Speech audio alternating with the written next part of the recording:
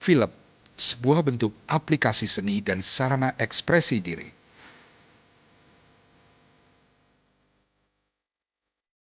Film mampu menggambarkan sebuah pemikiran dan menginterpretasikan sebuah peristiwa.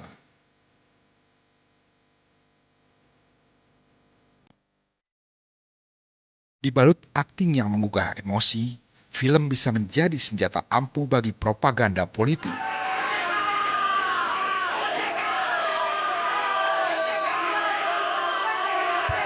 Sebagai sarana hiburan, Kau tak pernah kenal dengan tempat tidur yang baik. Aku kan ada di kamu. informasi, hingga indoktrinasi. Indonesia dengan ini menyatakan kemerdekaan Indonesia atas nama bangsa Indonesia supaya meneruskan semua pelaut agar siap untuk mengambil alih semua pangkalan Jepang di Surabaya. Siap maju untuk kemerdekaan. Saya juga.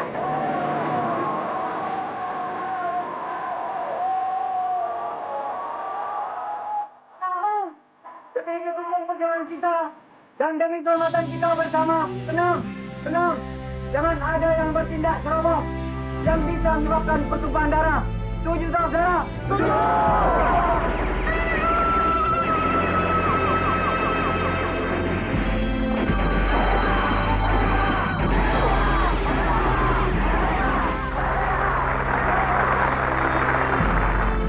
Film fiksi adalah semacam usaha untuk merekam pertunjukan sandiwara.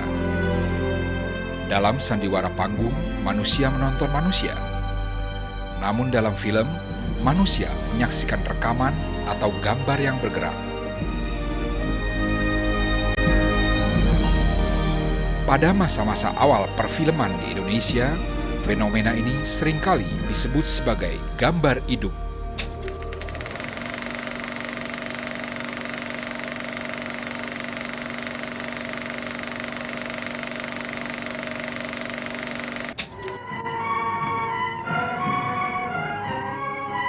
Kedua-duanya perwira, yang satu penglima batalion, yang lain kepala stafnya, Darto dan Adam. Syahdan menghadapi suatu peristiwa yang paling menyedihkan dialami bangsa Indonesia selama revolusi 5 tahun, ialah peristiwa Madiun, September 1948. Suatu peristiwa yang paling menyedihkan dialami bangsa Indonesia. Mana saya mesti mampus? Mereka melawan. Kenal pada orangnya? Dikit.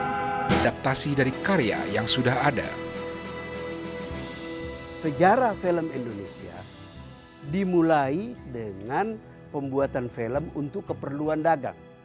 Ya, pada umumnya adalah orang-orang Tionghoa. Kenapa? Karena jaringan bioskop yang ada waktu itu, kita bicara tahun akhir 20-an, awal 30-an, itu dimiliki oleh orang Tionghoa. Mula-mula mereka hanya memutar film-film impor, ya, karena film bisu. Ketika film mulai bersuara, mulai timbul persoalan. Meskipun mereka penonton utama keturunan Tionghoa yang punya duit banyak, itu kan tidak mengerti bahasa Cina. Jadi mulai timbul kebutuhan membuat film di Indonesia. Oke? Nah, orang-orang ini secara tradisional membawa budaya film sebagai barang dagangan. Karena tidak ada itu cerita idealisme zaman itu di kalangan pedagang. Pengusaha-pengusaha Cina itu adalah kelompok pertama yang membuat film untuk orang Indonesia.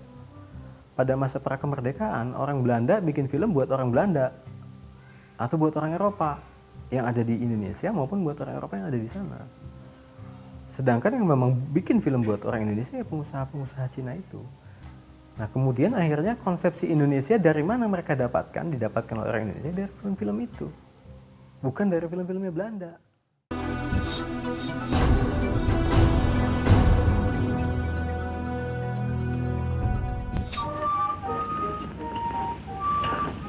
Dan ini juga bentuk yang mereka. Meskipun film produksi lokal di Indonesia sudah ada sejak tahun 20-an, baru sekitar tahun 1950, semangat bangsa menggelora untuk memproduksi film nasional.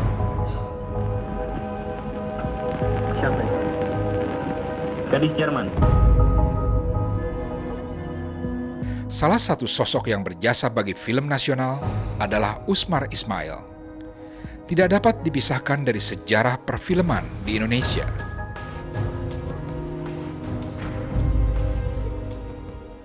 Di awal kemerdekaan, ada seorang pemuda bernama Usmar Ismail yang memiliki latar belakang menjadi asisten dari seorang pembuat film, Anjar Sasmara ya. Dan pada saat sebelum kemerdekaan itu dia belajar banyak untuk mendampingi Anjar Sasmara. Jadi ketika tahun 50, sebelumnya dia juga membuat citra segala macam itu. Tahun 50 dia membuat sebuah film yang bernama Long March. Jadi setelah kemerdekaan, anak muda saat itu mengambil hikmah dari merdeka itu dan membuat film yang mendukung arti kemerdekaan itu. Apakah banyak orang seperti Usmar? Nah itu kan supaya Usmar itu siapa itu menjadi sangat penting. Tidak. Asal saja mereka karena itu tidak merasa dihina.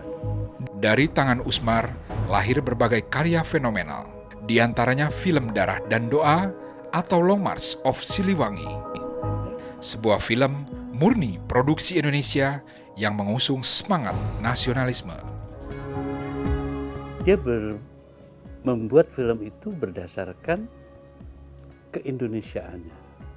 Nah sehingga dengan demikian film Usmar yang berjudul Long March itu dianggap sebagai film Indonesia pertama.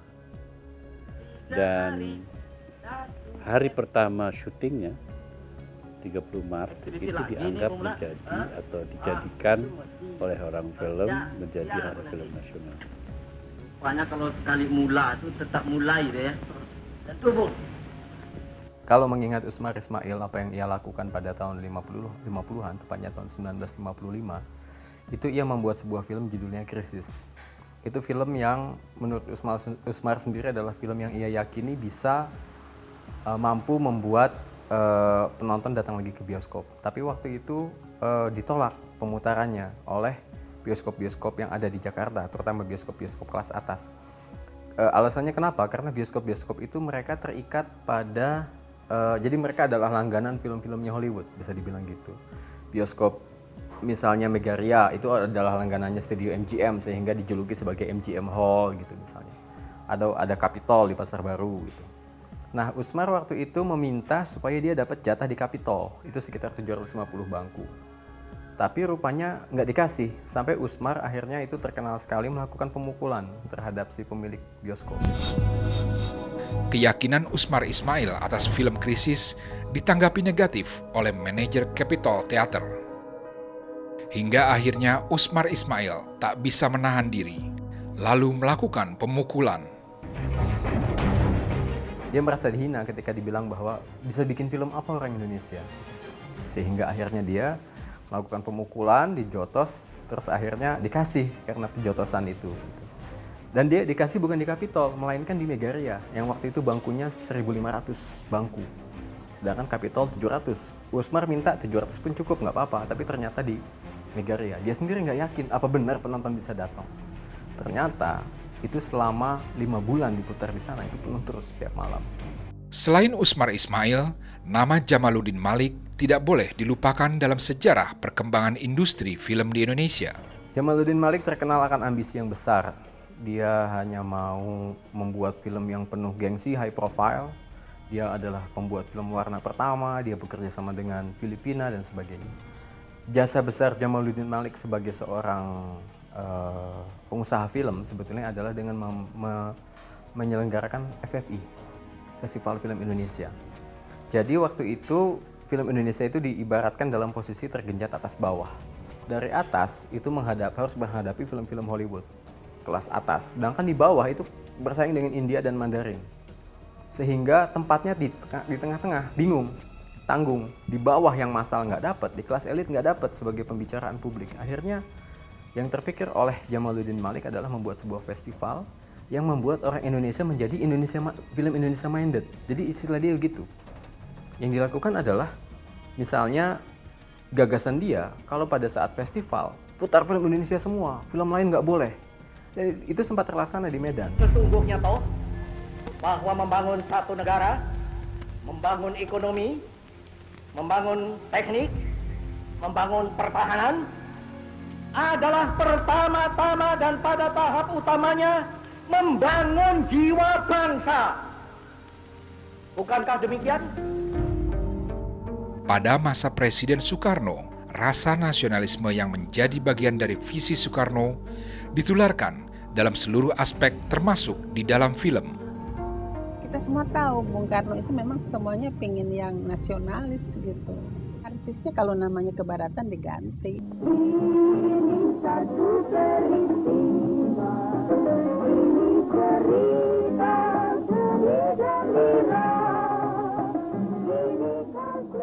Nama saya kan kalau nama asli Mike Mari, tapi setelah saya berperan menjadi Mike Wijaya, nah itu dirubah sama Bung Karno.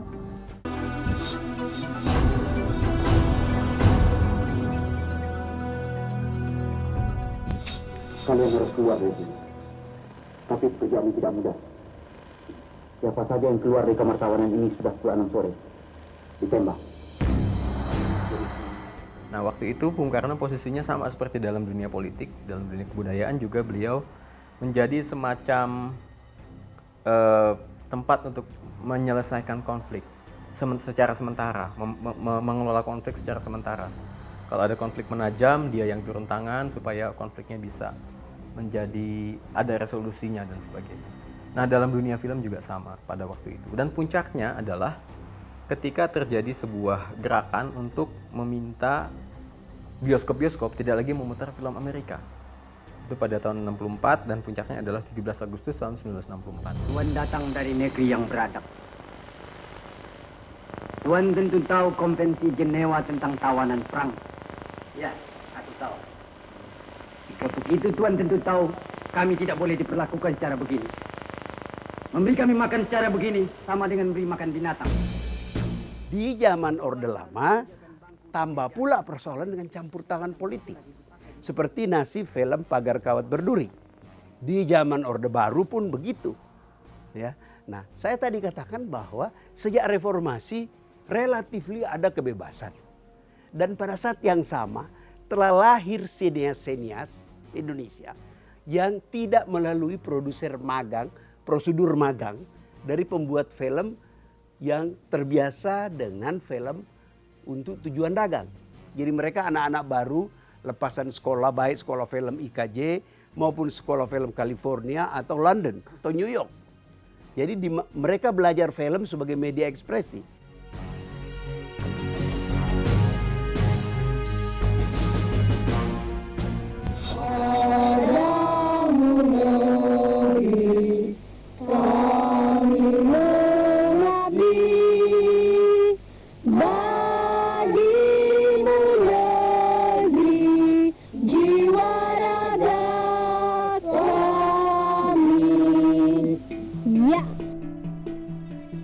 Film merupakan bagian dari ekspresi seni, sebuah ekspresi yang idealnya bebas dari intervensi.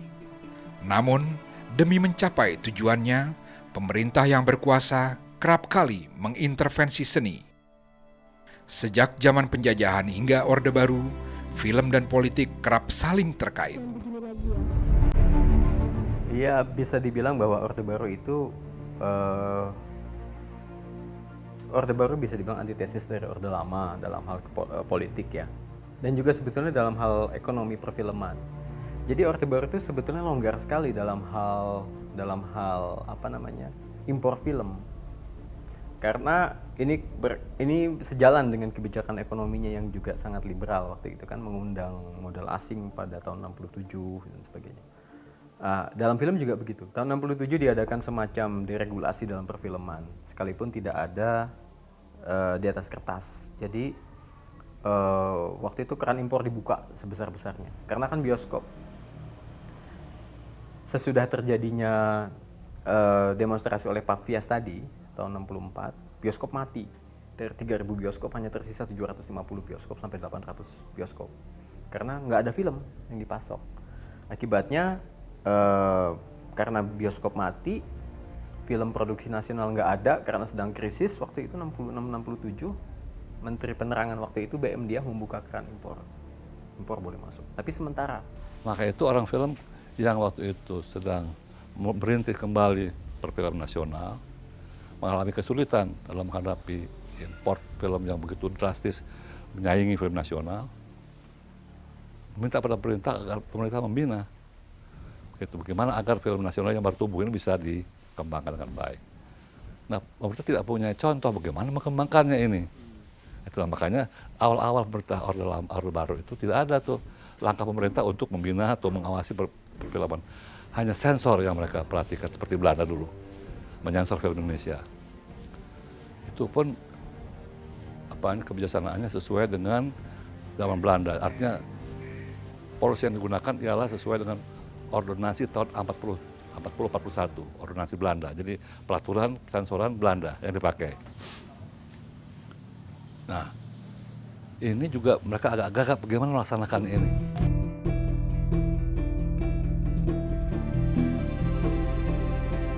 Selain impor film, kebijakan yang juga dilakukan pemerintah saat itu ialah sensor ketat terhadap film. Ada ketentuan mengenai sensor. Pada waktu itu undang-undang, saya lupa persisnya, tapi kalau nggak salah tahun 64, yang meneruskan ordonansi Belanda tahun 1940 yang mengatur mengenai sensor. Jadi sudah ada untuk usaha untuk pengendalian konten melalui pemerintah. Dibangunkan, kesaksian harus diberikan agar kehidupan bisa terjaga. Ya ada juga sih memang hal-hal yang dilakukan oleh pihak sensor yang kadang-kadang merugikan juga ke karya kita gitu ya. Tapi ya memang kita nggak bisa apa-apa dalam hal ini, ya kan?